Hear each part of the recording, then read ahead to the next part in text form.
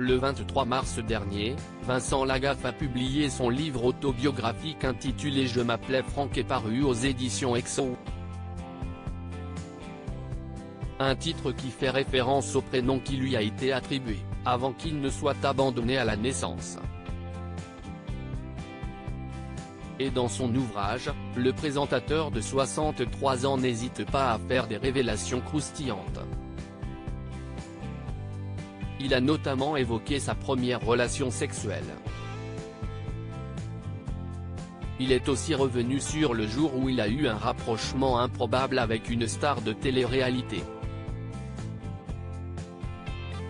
Tout a commencé lorsque l'on a proposé à l'ancien présentateur du Bidil, sur TF1, de 2009 à 2015, de tourner dans un film, en 2018, destiné à Télévie, l'équivalent du Téléthon en France.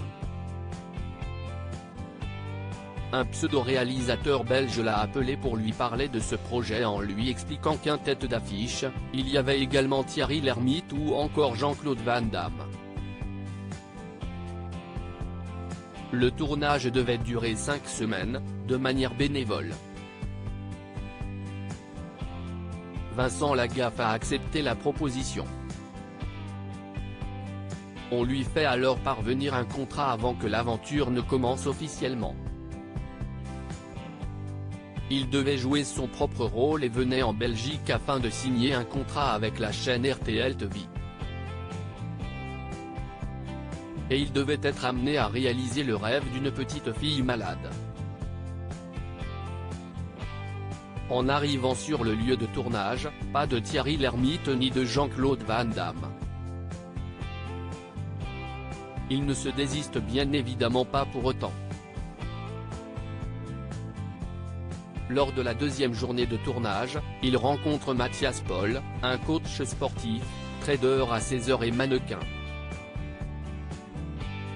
Il a été révélé au grand public en 2008 dans Secret Story 2, édition qu'il a remportée. À l'époque, il avait 27 ans et partageait avec Alice le secret Nous sommes un faux couple. On va devenir de vrais potes, précise Vincent Lagaffe dans son autobiographie.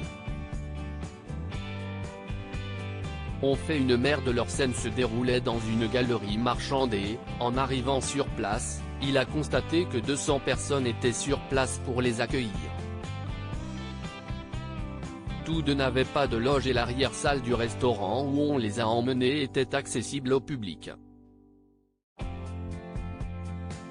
Je ne dis rien, mais ça commence à me faire un peu peur pour la suite du tournage, se souvient-il. Après avoir fait de nombreux selfies, car il n'y avait aucune sécurité, ils ont enfin pu commencer à tourner. Les conditions de tournage ne sont pas optimales encore une fois. Pas de perche pour le son et le public peut librement circuler dans le supermarché où il se trouvait. Une dame s'est alors arrêtée, alors qu'il était filmé, pour demander à Vincent Lagaffe ce qu'il faisait là. Si est un des plus grands bordels que j'ai vu dans ma vie, s'est-il souvenu. Pour couronner le tout à la fin de la journée, le réalisateur râle car il a une facture de 300 € pour les sandwichs et l'eau qui ont été consommés le midi.